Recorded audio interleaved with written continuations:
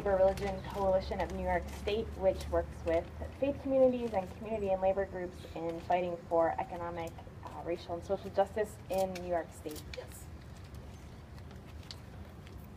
It's really heartbreaking to see these 47 faces on this fence here.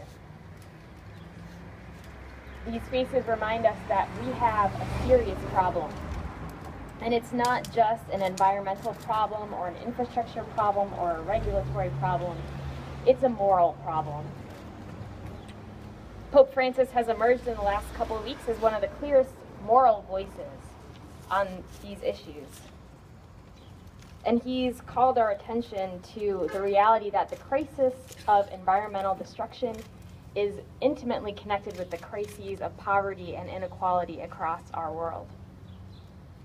He wrote in the encyclical that was released a couple weeks ago, "We are not faced with two separate crises, one environmental and the other social, but rather one complex crisis, which is both social and environmental." And he points out that the exploitation of the planet has already exceeded acceptable limits, and we still have not solved the problem of poverty. We're going to have to find another way. The impulse that drives the accumulation of wealth into the hands of a few is the same impulse that drives our reckless exploitation of the Earth's resources. And unfortunately, as Andrew just said, the cost of both is borne mostly by those with the fewest resources to be able to adapt and cope. We have known this for some time now, but with each passing day, it becomes more urgent that we change. Pope Francis put it bluntly in saying that we need a revolution to respond to the crisis of environmental degradation and climate change and poverty.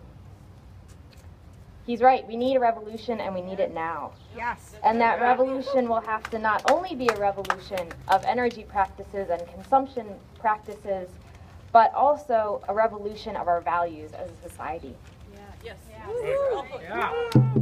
Will we hold ourselves accountable to the God of our many faiths, who in every tradition calls us to care for the poor, bring justice to the oppressed, and live in right relationship with the earth?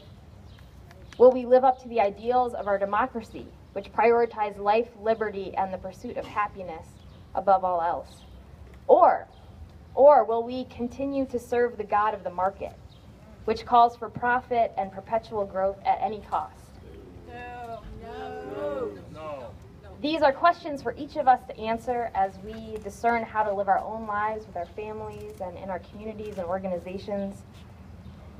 But we're here today because the lifestyle changes that we can make as individuals or as small groups, though they're important, they will not be enough. We know that we need bold action on a bigger scale. We know we need our leaders to step up to the challenge of climate change and inequality. And we also know that they're not going to do it of their own volition. As Frederick Douglass taught us, power concedes nothing without a demand.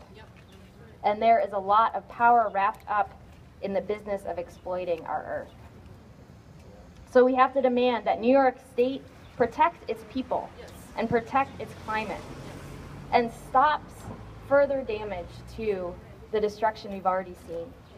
We have to demand that Governor Cuomo stop these oil trains from rolling through our communities and threatening our lives.